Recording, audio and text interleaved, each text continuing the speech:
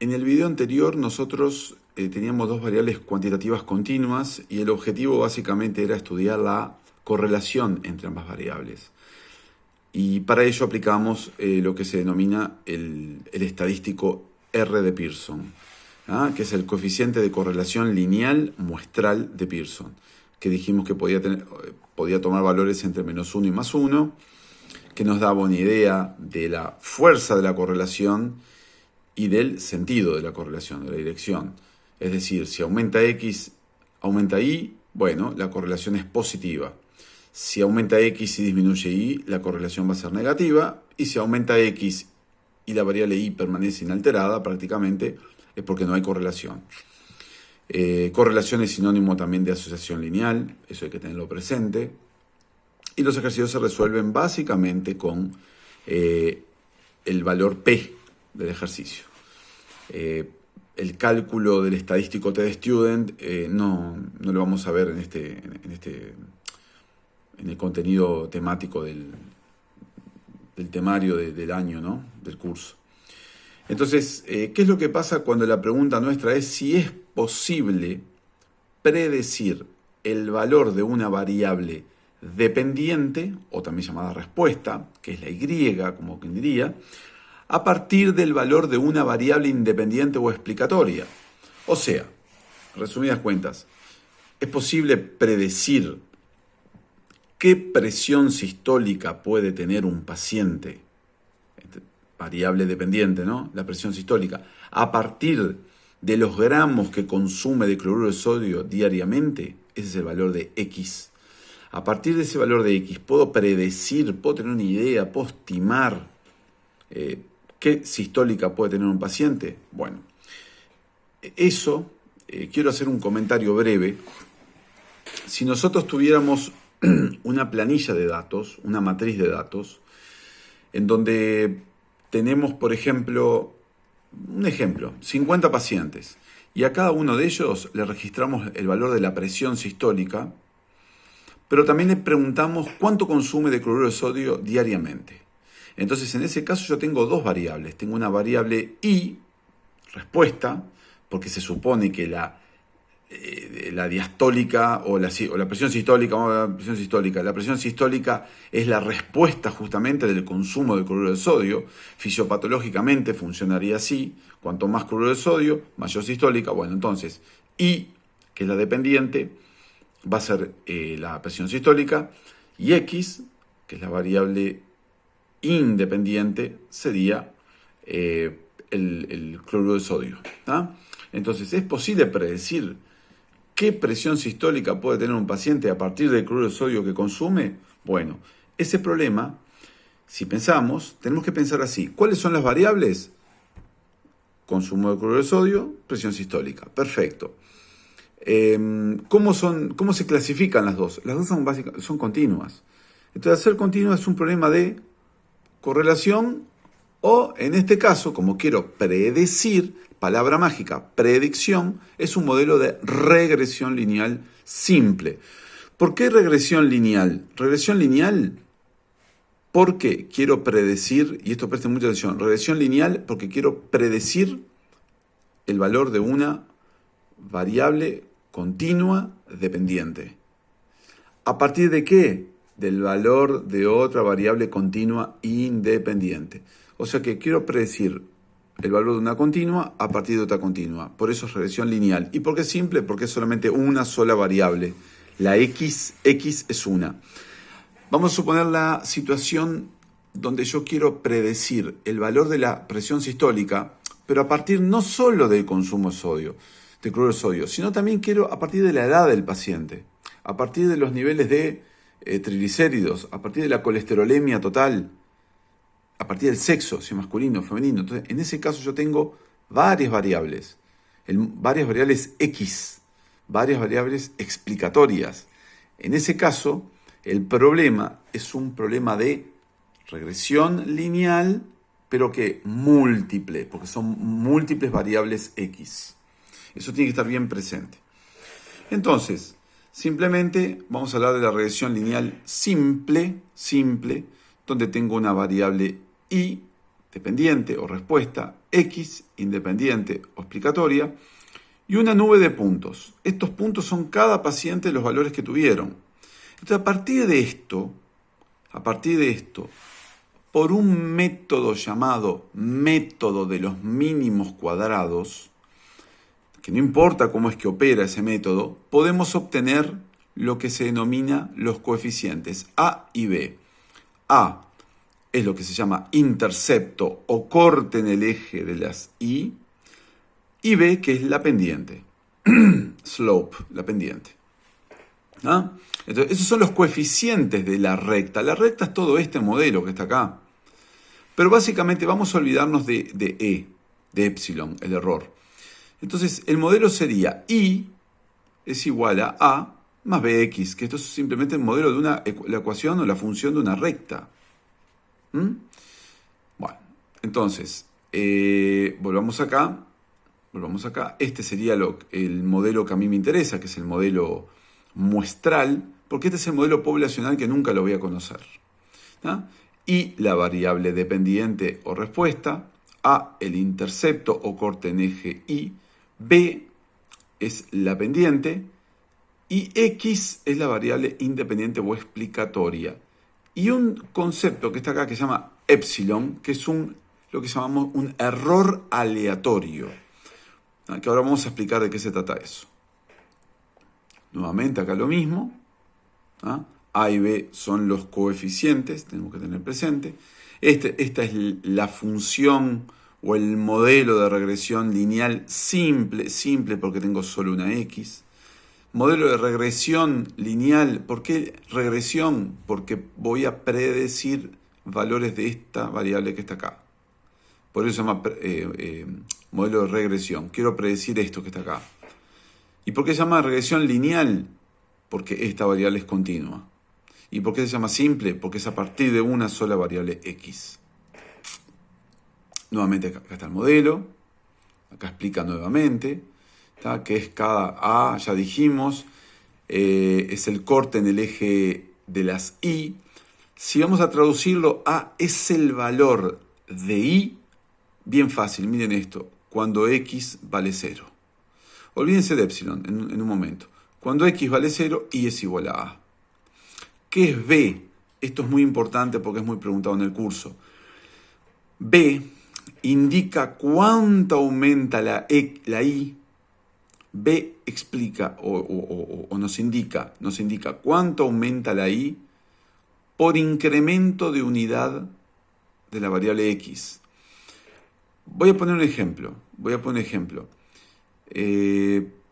Si yo tengo acá tengo, por ejemplo, sistólica nuevamente, y acá tengo, vamos a suponer, consumo de cloruro de sodio.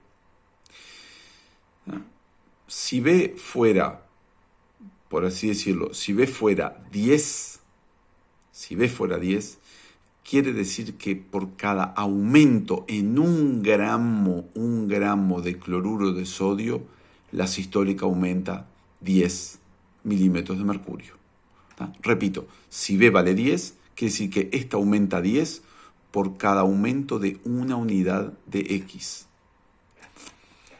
Y epsilon es un error aleatorio. ¿Qué quiere decir esto? Error aleatorio quiere decir lo siguiente.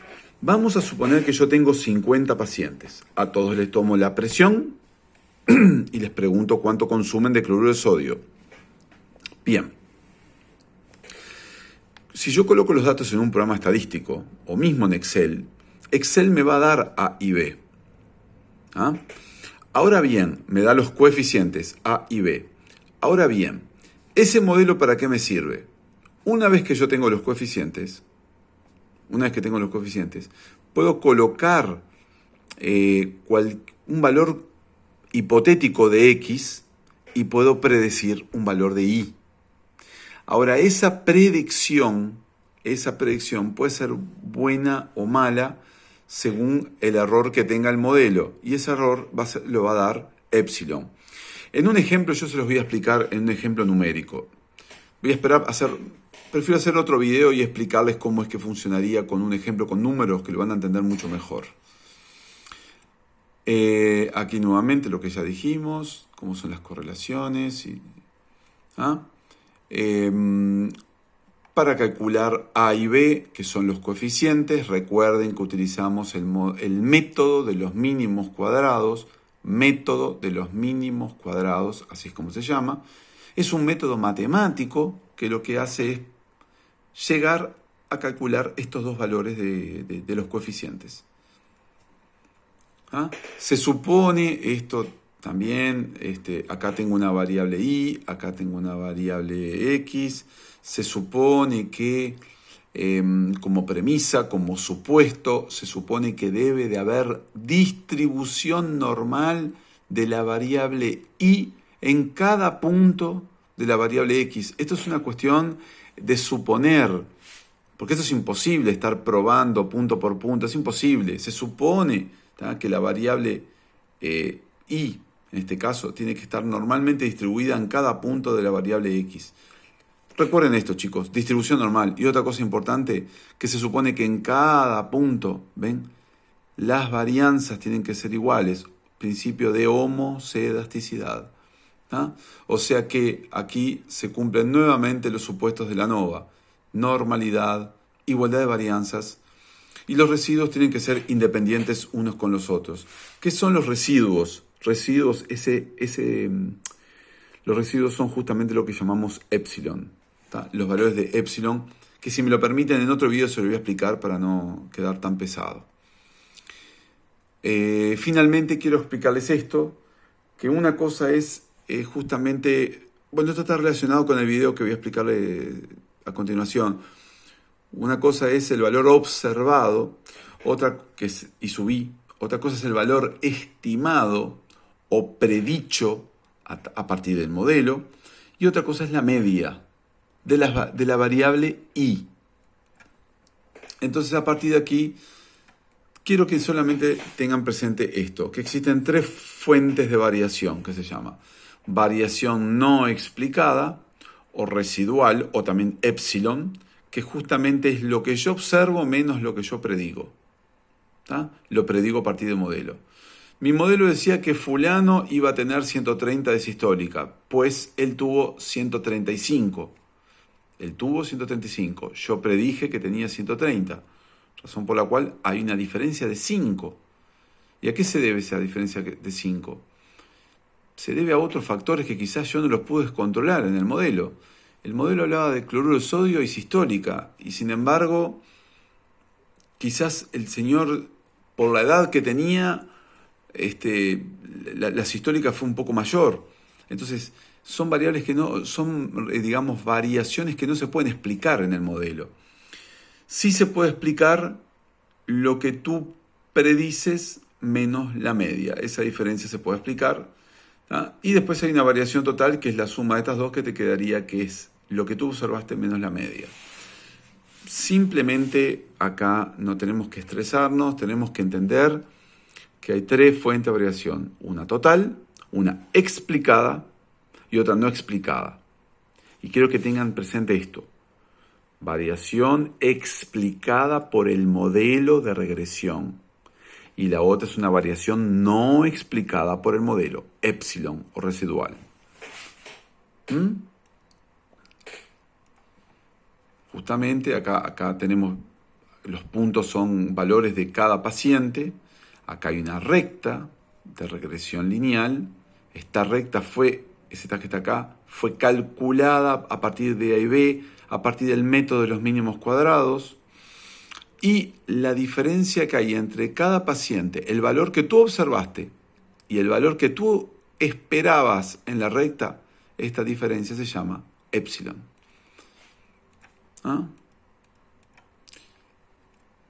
Aquí estaría lo que es la media, aquí tenemos lo que es el valor predicho, el valor observado y el valor de la media. Entonces tengo una variación explicada, acá voy a tener una variación no explicada y la suma de esto más esto sería la variación total.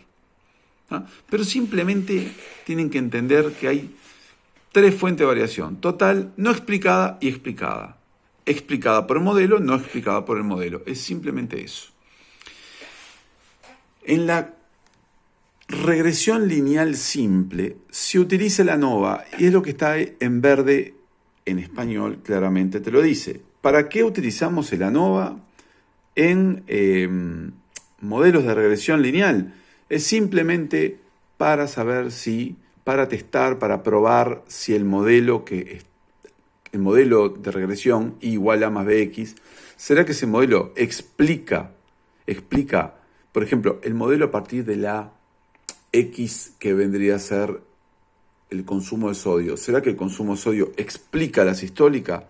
¿Sí o no? ¿Ese modelo lo explica sí o no? Bueno, en ese caso, con el ANOVA vamos a poder dilucidar si realmente hay evidencia que ese modelo sirva o no sirva para explicar la sistólica.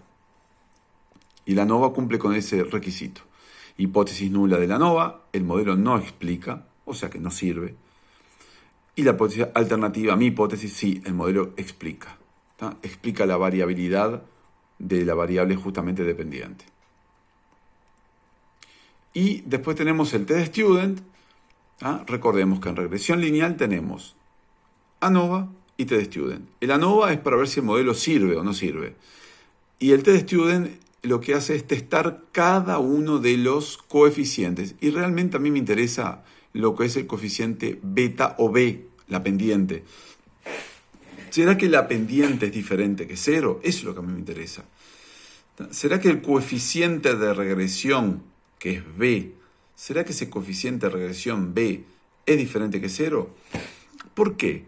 Porque, chicos, si el coeficiente de regresión es, por ejemplo, es 0, si B es 0 en el modelo, vamos a ir para acá. Si este señor que está acá, B es 0, 0 por el cloruro de sodio sería 0. Y por lo tanto la sistólica es un valor constante. ¿Qué quiere decir? Que la sistólica no tiene nada que ver con cloruro de sodio, porque es cancelada por 0. Entonces, lo que queremos ver con t-de-student justamente es si ese B es o no 0. Entonces, acá lo pusimos.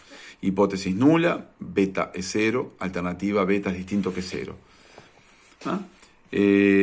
Utiliza un t-de-student, que ahora después vamos a explicar cómo es que funciona esto cuando veamos los ejercicios de la DG.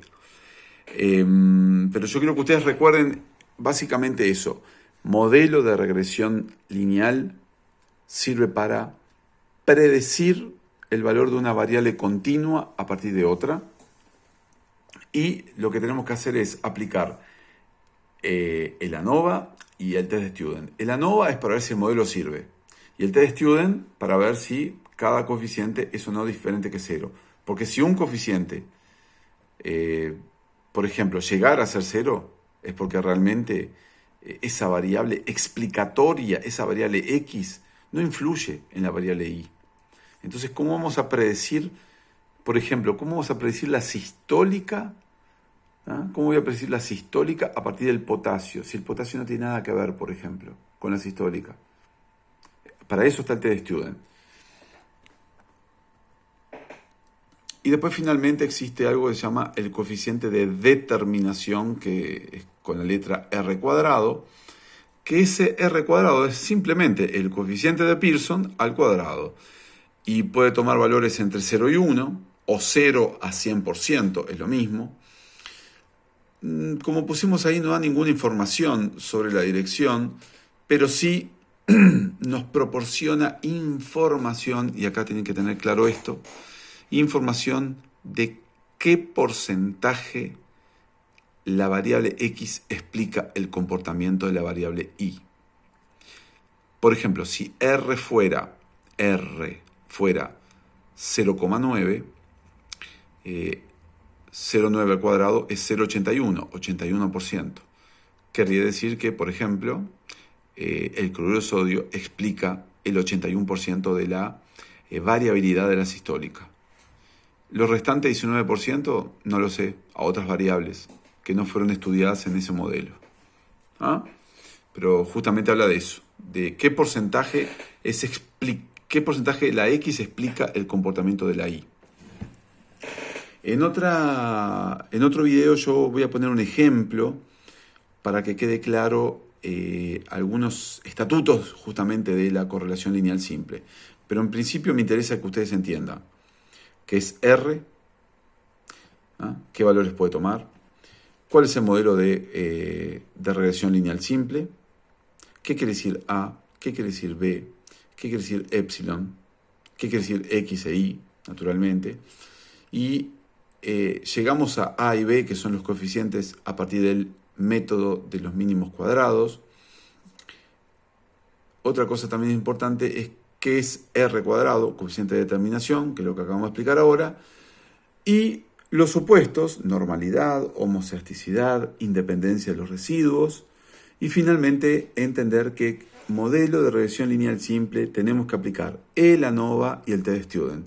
El ANOVA para ver si el modelo sirve o no sirve, el modelo explica o no explica, y el TD-Student para ver si cada coeficiente, en este caso me interesa solamente B, no me interesa A, si B es o no diferente que 0. Porque si B es diferente que 0, quiere decir que el modelo influye. O sea, quiere decir que la variable X influye en la variable Y. Ahora, si B llega a ser 0, B por X da 0. Razón por la cual la variable X no influye en la variable Y. En el próximo video yo voy a poner un ejemplo y lo van a tener más claro, ¿tá? Vayan pensando esto para por lo menos tener una aproximación de lo que es o de lo que son los modelos de regresión lineal simple. ¿Y por qué es un modelo de regresión lineal simple? Regresión sirve para predecir. Lineal, voy a predecir una variable continua. Y es continua. Simple, a partir de una sola variable X.